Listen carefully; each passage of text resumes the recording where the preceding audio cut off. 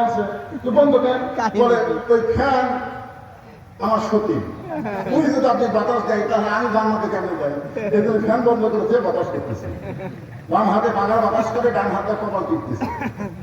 স্বামী ভাই কে করে এরকম কেন বলে আপনার পায়ের তলে আমার জান্নাত কে যেন আছে স্বামীর পায়ের তলে জান্নাত আসলে স্বামীর পায়ের তলে জান্নাত না মায়ের পায়ের তলে জান্নাত জোরে বলেন কথা ঠিক কি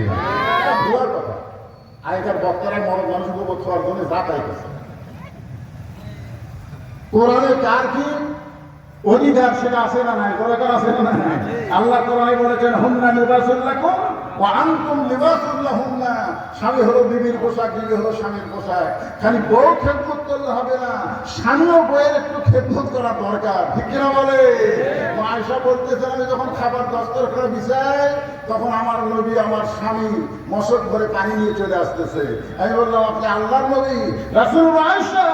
আমি আল্লাহর নবীটা ঠিক আছে যে তোমার কাছে আমি আল্লাহর নবী আমি হলাম তোমার স্বামী বলে গেল সুবহানাল্লাহ।